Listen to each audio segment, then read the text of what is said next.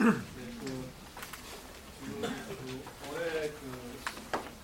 역점 사업 첫 번째 사업으로 전주 완주 사업을 말씀하셨습니다.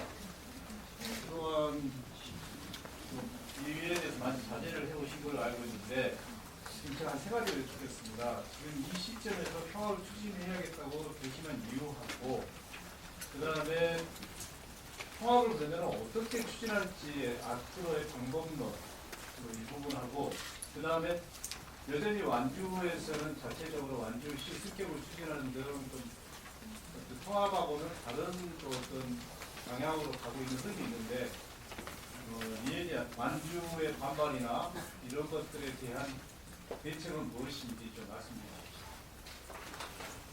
네, 기본적으로 뭐 지금 이 시점에서 통합을 추진하는 건 아니고요. 제가 공약으로도 내걸었고 지난해에도 뭐 상생 협력이 통합의 전제는 아니지만 어떤 분위기 조성을 위한 부분은 충분히 해왔다고 생각을 하고 있습니다. 그래서 지금 시점에서는 이제는 좀 2024년에는 본격적으로 나서야 될 때가 됐다고 보고 있고, 그래야 되는 게 아닌가 싶은 생각이고, 말씀하신 그 방법론의 경우는 여전히 전주시가 직접적으로 나서서 직접적인 것보다는 사실 기본적으로 우리가 지난번 통합에 실패했던 원인도 보면 완주 국민 그리고 민간의 어떤 자발성이 굉장히 중요하다고 생각합니다. 그래서 그런 부분에 대한 지원을 시에서는 이제 해 나가는 방향으로 추진을 할 생각이고, 그런 부분들에 대해서 이제 용역도 추진하고, 그래서 완주와 전주가 통합이 됐을 때 전주에서 과감히 양보해야 될 뭐 시청사 부지라든지 이런 부분에 대한 것도 충분히 제시를 해서 완주 국민들이 통합을 했을 때 완주 국민들한테 도움이 된다 하는 인식을 갖게 하는 것이 굉장히 중요하다고 보고 있고, 이런 부분을 이제 어떻게 보면 민간 주도로 좀 해나가야 되는 게 아닌가 싶은 생각이고, 지난번에도 실패했던 이유 중에 하나가 이제 완주에서의 반대였는데, 그때 했던 것 중에 보면 뭐 무슨 별로 쓰레기 문제라든지 뭐 세금 문제라든지 이런 문제 제기가 있었지만, 그런 부분들이 사실과 다르다 하는 부분, 사실에 대해서 정확히 홍보해나가고 알려나가면 저는 충분히 가능성이 있지 않을까 싶고, 물론 말씀하신 대로 완주 구원하고 그다음에 전북도에서 적극적으로 함께 해줬을 때 성공 가능성이 높아지는 건 분명하다. 하지만 전주시 입장에서 할 수 있는 최대한의 어떤 역량과 노력을 기울여야 그 시점이 왔다고 지금 생각하고 있습니다. 예, 동행부 김상기 기자님. 민간단체 역할 말씀하셔서 그러는데, 완전 이제 통합추진연합회에서 6월 말 주민투표 실시를 목표로 1월 말까지 요즘 버닝으로 제출할 예정이라고 하더라고요. 그래서 어차피 그쪽에 있는 완주 역사 보건 추진위원회가 보도를 받고 하는데, 이 부분에 대해서 시가 어떻게 좀 역할을 하시는지, 아니면 그 외면을 적극하시는. 그러니까 이제 그 지금 통합을 추진하려고 하는 단체들도 뭐 민간에서 여러 군데가 생겨 있는데요. 그분들이 이제 제안하는 부분은 사실은 전국 입장에서 당연히 통합이 가야 된다고 생각하기 때문에, 오히려 이제 완주군에서 어떻게 그런 부분에 대해서는 단순한 건의 사항이기 때문에, 결국에는 보시면 투표까지 가는 그 과정을 어떻게 갈 거냐 하는 게 굉장히 중요하고, 최후에는 뭐 이제 주민들이 그 통합 투표하자라고 이렇게 요구를 할 수도 있는 부분이고, 그런 부분에 대해서는 조금 더 하여튼 치밀하게 준비를 해서 총선 이후에나 본격적으로 어떻게 보면 움직임이 있을 수 있는 문제라서 그렇고, 그분들의 건의 부분에 대해서는 시에서야 긍정적으로 받아들여서 나아가야 된다고 봅니다. 이제 뉴스 임충식 기자님. 예, 계속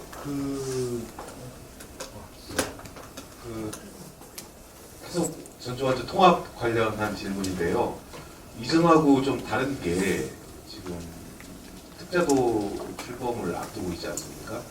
그러니까 특자도가 출범이 되면 전주완주 통합에 어떤 영향을 미치는지 그리고 그 부분에 대해서 이전과 달라진 부분은 어떤 것인지 좀 자세히 설명을 좀 부탁드리겠습니다. 지금 현재는 이제 전주시나 전주시 의회, 완주군 의회, 또 완주군민, 전주 시민이 요구를 할 수 있는 권한이 있는데요. 흑자도가 되게 되면 이제 도지사가 중재를 할 수 있는 권한이 생깁니다. 그래서 도지사가 예를 들어 통합이 필요로 하는 시군과 적극적으로 개입을 할 수 있고, 또 지방시대위원회에 도지사가 투표를 하자라는 건의도 할 수 있는 어떤 그런 직접적으로 그러니까 도지사가 개입할 수 있는 법적인 근거가 마련이 된다, 이렇게 보시면 될 것 같고요. 지금 현재까지는 이제 도지사가 직접 개입할 수 있는 어떤 그런 근거는 사실 없었거든요. 근데 흑자도법이 되면서 도지사가 양 지역의 통합이 필요하다, 그래서 시장 등수 내지는 양 시군과 협의도 할 수가 있고, 또 지방시대위원회 어떤 통합에 대해서 건의도 할 수 있고 얘기를 할 수 있는 근거가 마련이 됐다는 점에서 의미가 크다고 보고 있고요. 다만 이제 그 시행 시기가 금년 말이어서 그 전에는 사실 그 법적인 효력이 있는 건 아니라서, 그래도 그런 어떤 법적인 근거가 마련이 됐기 때문에 그걸 계기로 해서 뭐 지사님하고 한수 부모님하고도 열심히 얘기를 해야 되지 않을까 싶습니다. 기자님들이 좀 잊으실까 봐서 말씀드리는데 저희 수밖에 없는데, 네, 정골 백세영 기자입니다. 좀 세부 역점 전략에 보면은 조직도 만드신다고 하고, 이 조직을 어느 정도 조직으로 만드실 건지 하고, 방금 그 도지사님하고 완주고수님하고 얘기를 좀 하셔야 된다고 했는데, 이게 오늘 발표하신 게 전주시 일방적인 고백인지 아니면 좀 완주 쪽과 좀 이야기가 좀 돼서 이렇게 말씀을 하시는 그 부분들이 없는지. 완주 쪽하고 별도로 얘기를 하는 건 아니고요. 완주시의 고백도 아니고 반드시 가야 될 그런 길이라고 생각합니다. 그런 의미에서 가야 되지 않을까 싶은 생각이고, 대한민국 선거운동 할 때부터 반드시 가야 되는 필수적인 거라고 보고 있고, 특별히 이제 특별자치도 출범과 연결을 시켜보면, 특별자치도가 출범해서 거기에서 있는 일부 어떤 특례 조항만 가지고 정말 전국이 특별하게 바뀌기는 쉽지 않다. 오히려 외연 확장이라는 측면에서 전주 완주의 통합이라든지 해방군 지역에 대한 어떤 문제, 이런 부분 거점을 만들어 나갈 수 있는 그런 기회를 삼아야 전국 특별자치도가 더 성공할 수 있다고 생각하고, 특별자치도 출범이라는 것 자체가 시군 통합이나 이런 부분에 대해서는 의미가 있고 계기가 될 것으로 생각하고 있습니다. 근데 이제 시장님께서 취임을 한 이후에 아마 실질적인 사업이 완주 상관 저수지 같습니다. 그 사업이 193억 가운데서 전국도가 49%는 한 80억, 전주시 완주가 55억 각각 그러는데, 첫 사업 같은 이 사업의 경우 이 예산이 결국 이제 예산이 들어간 첫 사업인데 예산 반영이 안 되어 있는데 이게 좀 궁금해요. 아니, 예산 반영이 돼 있는 걸로 알고 있는데, 예산 반영이 지금 돼 있고요. 네. 설계, 금년에 설계 용역 할 겁니다. 네. 설계를 해야 그 다음 예산이 들어가니까요. 수경 예산은 아니, 본 예산에 지금 설계 용역 하는 부분하고 지금 돼 있습니다. 예산 반영이. 공사비는 올해 예산은 아니니까요. 그 준비하는 예산은 지금 다 반영돼 있다고 보면 됩니다. 그리고 지금까지 한 게 23개 사업을 했는데, 약간 미진한 뭐 농산물 공급 외에 나머지는 지금 다 정상적으로 제대로 추진하고 있습니다. 예, 다른 세정수 국정원 기자님. 한국의 저기 저출산이라는 말까지 나올 정도로요. 인구 유입에 관련해서 그 청년 일자리 창출이나 또는 기업 유치에 대한 어떤 그런 대책이 있으신지 한번 말씀해 주시기 바랍니다. 말씀하신 대로 저출생 문제는 개별적인 기초지자체 단위에서 해가지고 풍선이 없다 때문에 그렇게 쉬운 문제는 아닙니다. 결국에는 말씀하신 대로 인구가 유입이 되는 뭐 첫 번째 조건은 기업에 있다고 보고 있고, 현재 이제 전주가 2026년에 국가 탄소산단을 제외하고는 사실 기업을 유치할 만한 땅이 없습니다. 현재 상황에서. 지금 금년에 아마 발표를 조만간 할 텐데요. 시간은 오래 걸리지만 산업단지를 조성을 해야 되겠다 이런 생각이고, 완주와 통합이고 통합과는 관계없이 지금 현재 전주 시내에 산업단지를 만들어야 되겠다는 생각이고, 그건 발표를 곧 할 겁니다. 어떤 의미냐면 지난 1년 동안 전주, 어떻게 보면 전주에 있는 모든 땅을 조사를 했습니다. 그래서 용역을 통해서 산업단지로 할 만한 장소를 찾았고, 이제 조금 더 구체적으로 산업단지를 추진하는 이제 용역을 금년에 시작할 겁니다. 그 부분은 뭐 여러 가지 잘 아시지만 부동산이나 여러 문제가 있어서 저희가 구체적인 뭐 발표는 하더라도 지역은 그렇게 공개하기는 쉽지 않을 것 같고요. 그런 방식으로 시간이 걸리더라도 기업이 올 수 있는 어떤 산업단지를 만드는 작업과 함께 기존에 지금 낙후된 팔북동 산업단지가 좀 구로처럼 바뀌기 위한 그런 용역 방안, 결국에는 기업인이 뭘 원하고 전주시가 뭘 도와줘야 전주의 어떤 IT 기업 같은 경우는 공간이 많이 필요한 건 아니잖아. 그래서 이런 기업들이 전주로 올 수 있게 하기 위해서는 그러니까 기업은 뭘 원하고 전주시가 뭘 지원을 해야 되고 어떤 규제를 풀어야 되고 이런 부분도 지금 준비를 하고 있는데 용역 중에 있습니다. 그 부분도 용역이 끝나는 대로 발표를 해서 지금 현재 있는 기업이 사업을 확장하고 또 IT라든지 큰 공장 면적을 필요로 하지 않는 기업들을 유치하는 방안을 강구를 할 것이고, 장기적으로는 이제 제대로 된 산업단지를 추가적으로 만들 생각입니다. 산업단지의 경우에는 일반 산업단지를 만들 생각이고, 그 소공인들을 위한 어떤 소규모 산업단지도 지금 생각을 하고 있고, 아울러서 환경산업 그리고 영화 영상산업 관련한 소규모 산업단지를 포함해서 별도로 하여튼 나중에 자세히 발표하도록 그렇게 하겠습니다. 예, KBS 한재현 기자님. 방금 부동산 시장 건설 경기 말씀을 해주셨는데 사실 대한방직터라든지 선마지구 개발 또 영향을 받을 거란 말이에요. 이 부분 부상 어떠신지 궁금합니다. 이제 그 대한방직터나 종합경기장의 경우에는 저는 크게 영향을 받지 않을 걸로 지금 보고 있고요. 그 이유는 행정 절차를 거치고 나면 실제 공사에 착공하는 건 빨라도 2025년 하반기나 말이 될 겁니다. 그래서 저는 그때까지도 이렇게 건설 경기가 안 좋고 부동산 시장이 안 좋아서는 안 되지 않을까 이런 희망을 가지고 있고, 그때도 안 좋으면 뭐 여전히 늦어지겠죠 공사가. 근데 지금 대한방직터하고 종합경기장은 충분히 이런 어떤 굴레에서 어느 정도 벗어났을 때 실제 공사가 시작이 되지 않을까 이렇게 보고 있습니다. 선마지구 개발 같은 경우에 태영 쪽 있잖아요. 그 부분은 어떻게 보시나요? 지금 F 쪽은 뭐 큰 문제가 없을 걸로 보고 있고, 그 산마지구라든지 또 다른 쪽의 문제는 조금 그런 부분은 영향이 전혀 없진 않을 겁니다. 일부 뭐 절차가 늦어질 수도 있고, 그럼에도 불구하고 이제 그런 부분 지금 말씀하신 대로 부동산 쪽 경기가 안 좋아서 건설사들이 공사를 사실 좀 다 뒤로 미루고 있는 어떤 현실인 건 분명합니다.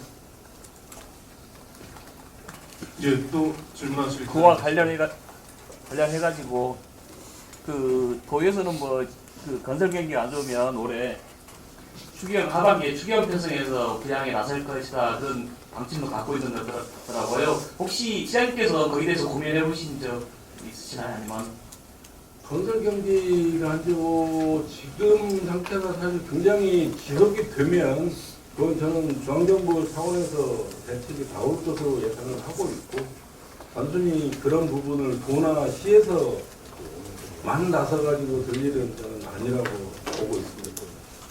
다만 이제 굉장히 힘들어지고 어려운 부분에 대해서는 도나 시 차원에서 즉각적으로 대응해야 될 부분, 이런 부분들에 대해서는 고민을 시에서도 해야 된다고 보고 있습니다.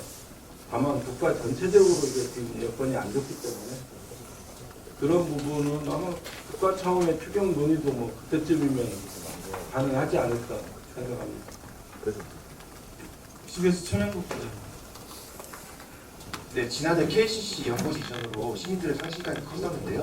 새로운 프로그램 유치 계획이 현재 어떻게 진행되고 착공해서 진행을 할 거고요.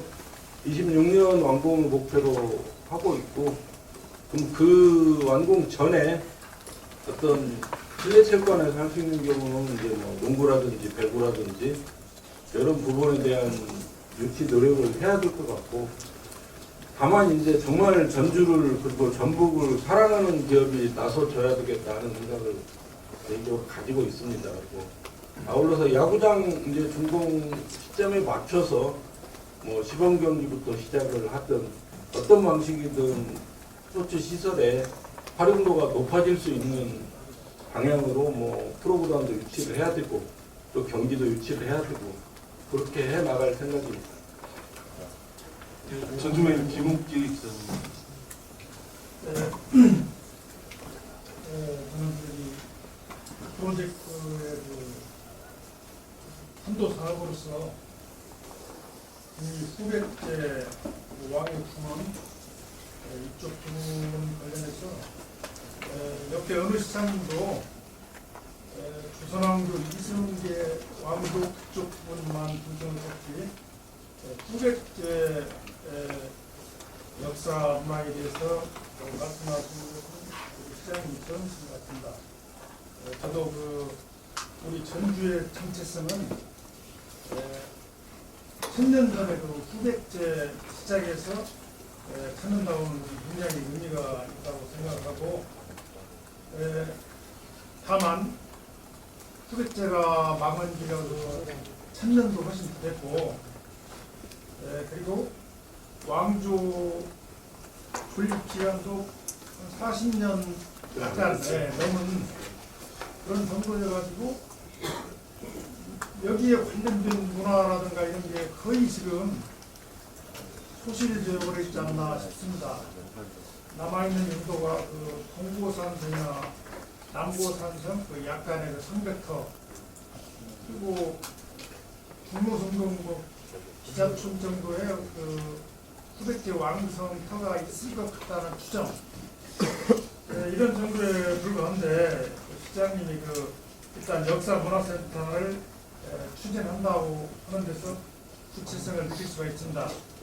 근데 이 이외에도 좀 구체적으로 어떻게 구상을 하고 계시는지 듣고 싶습니다. 말씀하신 대로 이제 전주시가 후백제를 추진할 수 있게 된 어떤 법적인 계기는 지난해 마련이 된 거고요. 그러니까 예를 들어 마안의 수도, 마안이라든지 가야라든지 후백제라든지 하는 부분은 원래 사실 인정을 안 하다가 그 부분이 이제 후백제 수도도 고도로 지정이 될 수 있는 법적 근거가 생겼습니다. 그래서 현재 지금 고도 지정을 받기 위해서 절차를 진행 중에 있고, 전주가 후백제의 수도로서 고도로 지정을 받게 되면 그 발굴이라든지 조사라든지 복원이라든지 하는 부분에 있어서 대부분 국가에서 예산을 가져올 수 있습니다. 그래서 그런 어떤 절차를 빨리 지금 밟아나갈 생각이고, 아울러서 이제 통 크게 1조 5천억 넘게 발표도 드렸습니다만 그 부분이 구체적으로 이제 좀 마스터 플랜 제대로 수립을 해야 되겠다. 그래서 사업을 구체화하는 과정을 지금 2024년에 용역을 통해서 한다 이렇게 보시면 되고, 이 용역이 끝날 때쯤 되면 이제 그 안에 있는 세부 사업들이 구체적으로 재원이 얼마나 들고 어떤 사업은 국가에서 돈을 가져올 수 있고 어떤 사업은 전주에서 시비를 써야 되고 이런 부분에 대한 갈래는 부분에 정리될 걸로 보고 있습니다. 아울러서 이제 단순히 후백제가 전속 기간이 짧다는 것은 사실 큰 의미는 있다고 생각은 안 합니다. 우리가 흔히 얘기하는 중국의 진시황 진너라보다 호백제가 훨씬 더 사실은 존속 기간이 길고요. 그리고 제가 이제 행사 가서도 말씀을 드리는데 견훤 대왕이 계실 때 나라 이름은 백제였습니다. 뒤에 역사학자들이 후백제라고 하다 보니까 꼭 패자의 역사, 그냥 뭐 스쳐가는 역사인 것처럼 됐는데, 그래서 제가 얘기하는 건 이제 학자분들한테도 얘기를 합니다. 후백제 하지 말고 완산백제로 가자. 이름 자체를. 그리고 백제 중에 하나였죠. 그런 어떤 우리 정체성을 이제 찾아가야 된다. 그리고 그런 근거가 마련이 됐다. 법적으로도 어느 정도 차원에서도. 그렇기 때문에 그렇게 마련해 나가면은 충분히 가능성이 높다고 보고 있고, 이제 아울러서 뭐 조선하고 후백제 가지고 이걸 엮어서 제가 왕의 공헌이라고 하다 보니까 어떤 그런 일부에서는 어느 쪽에 집중해야 된다 뭐 이런 얘기도 있는데, 저는 전주는 충분히 두 개를 엮어갈 수 있다고 생각하고 있고, 후백제의 경우도 조사를 한 게 실은 이렇게 잘 공개는 안 되고 잘 알려지지 않아서 그렇지 생각보다 많이 지금 발굴이 돼 있다고 저는 생각하고 있고, 그런 부분에 대해서 추가적인 조사, 발굴 이런 부분이 있다면 충분히 저는 가능성이 있다고 보고 있고, 아울러서 이제 조선 사실은 태조 이성계 관련해가지고 국가적으로 별게 없잖아요. 오히려 그냥 전주가 가져다 써야 되지 않을까 저는 그런 생각이고, 그런 면에서 보면 뭐 태조 이성계 동상이든 전원대왕 동상이든 이런 부분도 우리가 전주가 선점하면 저는 충분히 그 자체로서 가치가 있을 수 있다고 보고 있습니다. 하여튼 왕의 공헌 프로젝트는 조금 더 구체화해서 개별 사업별로도 앞으로 설명할 기회가 있을 것으로 봅니다. 예, 시간이 많이 경과해서 이제